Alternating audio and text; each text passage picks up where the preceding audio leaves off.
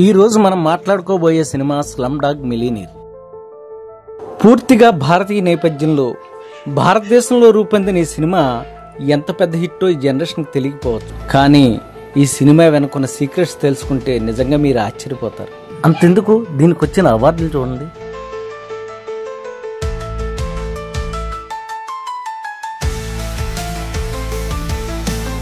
నూట 75 నామినేషన్స్, వాటిలో ఏకంగా 118 గెలుచుకుని ఆస్కార్లో క్లీన్ స్వీప్ చేసిన సినిమా అంటే మామూలు విషయమా? Grammy goes to, and the Oscar goes to, the Oscar goes to Slumdog Millionaire. A.R. Rahman. Slumdog Millionaire. A.R. Rahman. Simon Beaufoy for Slumdog Millionaire. Danny Boyle for Slumdog Millionaire. Anthony Dog Mantle for Slumdog Millionaire. Slumdog Millionaire, Chris Dickens. A.R. Rahman. Slumdog Millionaire, Ian Jeff, Richard Wright, and Vipul Mukherjee. Slumdog Millionaire, Christian Colson, producer.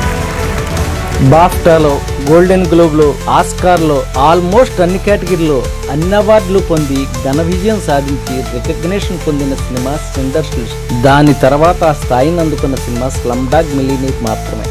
ఈ సినిమాకి $15 million పెట్టుబడి పెడితే ఎంత వచ్చిందో తెలుసా? మన Indian కరెన్సీలో 3145 కోట్ల గ్రాస్ వచ్చిందనమాట. ఇంతటి సక్సెస్, ఇంతటి గుర్తింపు పిల్లలతో తీసిన ఓ ఇండియన్ సినిమాకి వచ్చిందంటే డానీ బోయల్ విజన్ దగ్గర విజయం.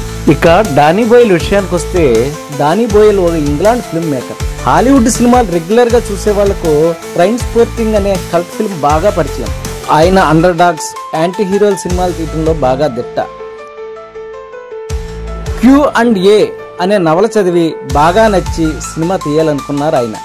స్లమ్ముల్లో తిరిగే ఓ అండర్ డాగ్ ను వర్ణించడానికి స్లమ్ డాగ్ అనే పదాన్ని మన ముందుకు తీసుకొచ్చారు డానీ బోయల్. అయితే షూటింగ్ అంటేనే ప్రాక్టికల్ ప్రాబ్లమ్స్ కళ్ల ముందు కనపడ్డాయి. తనది ఇంగ్లాండ్, తను షూట్ చేయాల్సింది ఇండియాలో. దేశం కాని దేశం. ఇంగ్లాండ్ వాళ్ళకి ఇండియాలో ఎంత వెల్కమ్ ఉంటుందో తెలియదు. ఇండియాలో మాట్లాడుకునే భాష ఏది తనకు రాదు. తను మాట్లాడే ఇంగ్లీష్ భాష తెలిసిన యాక్టర్స్ ని పట్టుకోవాలి. తన భాష అర్థం చేసుకునే టెక్నీషియన్స్ ని వెతకాలి. తనకు తెలియని సిటీలో షూట్ చేయాలి. ఇవన్నీ ఇండియా రాకముందు అతని ముందు కనపడ్డ పెద్ద ఛాలెంజ్లు. Ayush, I want you to look at real things in the gaps. Because I may ask you, what are you looking at? Okay? Good lad. Ready, sir? And action! Amitabh! Amitabh? Helicopter. Your hero's inside it. Shout at Salim. Salim, gone! Push the door. What are you looking at? Keep looking. That is him. That's his helicopter landing. It's landing. Get out that door. And cuts. ఇక్కడ shooting మొదలయ్యాక తను అనుకున్న సమస్యలు 100 రెట్లు పెరిగినట్టు అనిపించింది. తను ఎక్కడికైనా వెళ్తే తన చెప్పులు ఎవరో ఒకళ్ళు కొట్టేసేవారు. స్క్రిప్ట్ పేపర్ ఏకంగా మాయమే అయిపోయేది. పెన్ ఎవరో ఎత్తుకెళ్ళిపోయేవారు. ఏం చెప్పాలో, ఎవరికి చెప్పాలో, ఎవరిని అడగాలో అర్థం కాని సిచ్యువేషన్. అప్పటి నుంచి ఎంతో అప్రమత్తంగా ఉండేవాడు. ఎప్పుడూ స్క్రిప్ట్, పెన్సిల్ చేతిలోనే ఉండేది. తన హోటల్ రూమ్లోకి వెళ్లే వరకు ఆ స్క్రిప్ట్ బుక్ని, పెన్సిల్ని పక్కన కూడా పెట్టడానికి ఇష్టపడేవాడు కాదు. ఆ తర్వాత మరిన్ని వస్తువులు పోవడం మొదలయ్యాయి. తను షూట్ చేస్తుంది స్లమ్లో కాబట్టి ఏవి దొరికితే అవి కొట్టేస్తూ ఉండేవారు. ఇవన్నీ ఒక ఎత్తు అయితే, షూటింగ్ టైంలో ఛాలెంజ్లు మరీ గమ్మత్తుగా ఉండేవి. లొకేషన్ లో ఓ రోజు గోడ ఉండేది. దాని ప్రకారం చక్కగా షూటింగ్ ప్లాన్ చేసుకుని తెల్లారి లొకేషన్ కి వెళ్లేసరికి ఆ గోడ అక్కడ ఉండేది కాదు. అలాగే ఓ రోజు రోడ్డు బాగానే ఉంది కదా, ఇక్కడ షూటింగ్ చేసుకుందాం అని ఫిక్స్ అయ్యి తెల్లారి అక్కడికి వెళ్లేసరికి ఆ రోడ్డు మీద పెద్ద గొంతు ఉండేది. ఇవన్నీ డానీ బోయల్ చాలా ఫ్రస్ట్రేషన్ గా అనిపించేవి. కానీ ఆ మార్పుల్ని యాక్సెప్ట్ చేస్తూ వాటికి తగ్గట్లు కథనాన్ని మార్చుకుంటూ వెళ్ళటం మొదలెట్టాడు. వీటన్నిటి వలన అతనికి షూటింగ్ ఒక్కో రోజు ఓ మహాసముద్రం ఈత్తున్న ఫీలింగ్ వచ్చేది. అయితే అక్కడే మ్యాజిక్ జరిగింది. మారే సిటీని కథలో భాగం చేసుకోవడం వల్లనే ఆ చిత్రానికి సహజత్వం వచ్చింది. ఈ సినిమాలో అనిల్ కపూర్ చేసిన పాత్రకు ఎంతో పేరు వచ్చింది. ఆ పాత్రకు మొదట షారుఖ్ ఖాన్ అనుకున్నారు. ఆ సినిమాలో షోని పోలిన పాత్రలో అవినీతిపరుడుగా కనిపించలేనని చెప్పి తప్పుకున్నారు. మొదట్లో అనిల్ కపూర్ కూడా ఈ సినిమా పట్ల ఆసక్తి చూపించలేదు. స్క్రిప్ట్ పంపించినా చదవలేదు. కానీ అనిల్ కపూర్ కొడుకు డానీ బోయల్ తీసిన ట్రైన్ స్పోర్టింగ్ సినిమాకి వీరాభిమాని కావడం కలిసి వచ్చింది. అతను స్క్రిప్ట్ మొత్తం చదివి తండ్రిని ఆ సినిమా చేయడానికి ఒప్పించాడు. ఇందులో 3 క్యారెక్టర్స్ బాగా కీలకం. అందుకోసం 3 చిన్నపిల్లలను సెలెక్ట్ చేసుకున్నారు. వాళ్ళకి షూటింగ్ చేసినంత కాలం నామమాత్రం రెమ్యునరేషన్ ఇచ్చారు. అయితే వాళ్ళకి మాట్లాడిన మొత్తం మాత్రం వాళ్ళ 16వ ఏట 10వ తరగతి పూర్తి చేసిన తర్వాతే అందేలా బ్యాంకులో వేశాడు. దాన్నే అగ్రిమెంట్ కింద రాశాడు. అంతేకాదు ఆ పిల్లలు రోజు స్కూల్కి వెళ్లేందుకు టాక్సీ డ్రైవర్ను కూడా కాంట్రాక్ట్ రాయించి మరీ ఏర్పాటు చేశాడు. ఇదంతా ఒక ఎత్తు. ఈ సినిమా రిలీజ్ అయ్యాక అమితాబ్ తన బ్లాగ్ లో రాసుకున్నది మరొక ఎత్తు. మన దేశం చాలా అశుభ్రంగా ఉంటుంది, దీనస్థితిలో జనం ఉంటారు అని చూపించడం ప్రతి ఒక్కరికి ప్యాషన్ అయిపోయింది. ఇలాంటి సినిమాలు తీయడం చాలా బాధాకరం అంటూ ఆయన రాసుకొచ్చారు. ఇక్కడే మరో విషయం, ఈ సినిమాలో అమితాబ్ ప్రస్తావన ఉంటుంది.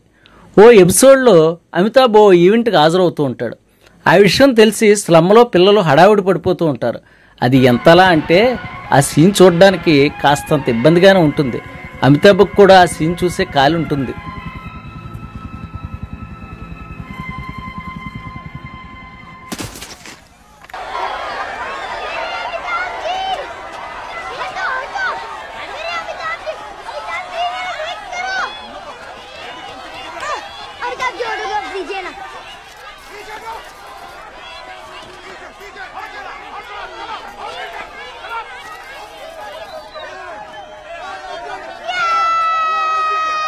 ఈ సినిమాకి పెద్ద సెట్టు ఏఆర్ రెహమాన్, కానీ ఆయనతో సమస్య ఉంది. తన సబ్జెక్ట్ పూర్తిగా గుండెలను తాకి ఇన్స్పైర్ చేసేదాకా పని మొదలు పెట్టడం. అందుకే ఓ పాటకు 20 లేదా 25 రోజులు పైగా టైం తీసుకుంటాడు. ఇక సినిమా స్కోర్ అంటే మినిమం 3 నుంచి 6 నెలల టైం పడుతుంది. అలాంటిది ఈ సినిమా విషయంలో రివర్స్ అయింది. సినిమా స్కోర్ మొత్తం 28 రోజుల్లోనే ఫినిష్ చేశాడు. సినిమా అంతలా కదిలించింది ఆయన్ని. అలాగే ఈ సినిమాలో స్వదేశ్ రింగ్ టోన్ ఉంటుంది. అది ఎంత పాపులర్ అయిందంటే ఇంగ్లాండ్, యుఎస్లో ఈ రింగ్ టోన్ ని తెగ డౌన్లోడ్ చేసుకున్నారు. కేవలం నెల రోజుల్లో 3 మిలియన్ల రింగ్ టోన్లు డౌన్లోడ్ అయ్యాయి.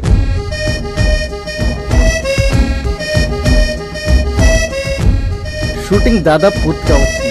కానీ లాస్ట్ మినిట్ లో డానీ బోయిల్ కి ఒక చిన్న ఆలోచన వచ్చింది. సినిమాని చక్కగా బాలీవుడ్ మ్యూజికల్ ఫిల్మ్ లాగా ఎండ చేస్తే ఎలా ఉంటుందని తన టీంతో చెప్పాడు. వాళ్ళు కూడా ఓకే అన్నారు. రెహమాన్ అయితే సాంగ్ ఇచ్చేశాడు. ఆ సాంగ్ ని రైల్వే స్టేషన్ లో షూట్ చేద్దామని ఫిక్స్ చేశారు. అయితే రైల్వే స్టేషన్ షూటింగ్ పర్మిషన్ మాత్రం ఒకే ఒక రాత్రికి దొరికింది. ఆ ఒక్క రాత్రిలోనూ షూటింగ్ ఫినిష్ చేయాలి.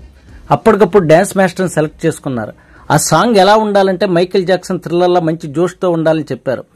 ఆ డాన్స్ మాస్టర్ జూనియర్స్ తో చక్కగా రిహార్సల్ చేయించి ఒక్క రాత్రిలో అనుకున్న విధంగా సాంగ్ పూర్తి చేశారు. ఇక టైటిల్స్ హడావిడైంది. ఆ హడావిడిలో అతని పేరు వేయటం మర్చిపోయారు.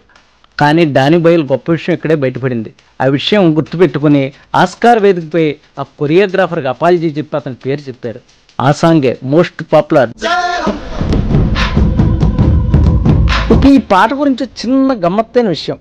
ఈ పాటను రెహమాన్ మొదట సల్మాన్ ఖాన్ యువరాజ్ సినిమా కోసం కంపోజ్ చేశారు. కానీ డైరెక్టర్ సుభాష్ ఘైకి ఈ పాట నచ్చలేదు. దాంతో ఈ పాట స్లమ్ డాగ్లోకి వచ్చింది. ఈ పాటతో మొట్టమొదటిసారిగా ఇండియన్ కంపోజర్కు గ్రామీ అవార్డు వచ్చింది. గ్రామీ అవార్డు అంటే సంగీతంలో ఆస్కార్ లాంటిది. 2009, 2010లో ఎక్కడ విన్నా జైహో సాంగ్ ప్రపంచం మొత్తం ఈ పాటకు ఫిదా అయిపోయింది. లేచి డ్యాన్సులు వేసింది. జైహో సాంగ్ ఎంత పెద్ద హిట్ అంటే స్లమ్ డాగ్ మిలియనీర్ అనే సినిమా గురించి చాలామందికి ఈ పాట మూలంగానే తెలిసింది. ఆ తర్వాత ఈ పాటకు ఎన్నో రీమిక్స్లు వచ్చాయి. కొన్ని ఇంగ్లీష్ సినిమాలు అయితే సౌండ్ ట్రాక్ గాను వాడారు. వెరైటీ అనే హాలీవుడ్ మ్యాగజైన్ వాళ్ళు ఈ పాట సక్సెస్ గురించి చెప్తూ ఈ పాట ఎంత గొప్పదంటే ప్రపంచంలో ఇండియన్ రిఫరెన్స్ కింద ఈ పాటనే గుర్తించేటంత అన్నారు.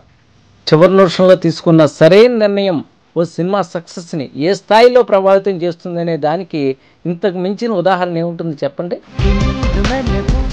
ఇలాంటి మరెన్నో ఫిల్మ్ సీక్రెట్స్, ఇంట్రెస్టింగ్ ఎలిమెంట్స్ మీకు నేను రాసిన హిచ్కాక్ టు నోలన్ పుస్తకాల్లో దొరుకుతాయి. ఖచ్చితంగా మిమ్మల్ని ఎంగేజ్ చేసే ఆ పుస్తకాల్లో ఈ సినిమాతో పాటు 135 బెస్ట్ వరల్డ్ సినిమాల విశేషాలు పొందుపరిచాను. ఫిల్మ్ లవర్స్ కి ఈ బుక్ తప్పనిసరి, కాబట్టి మిస్ కాకండి.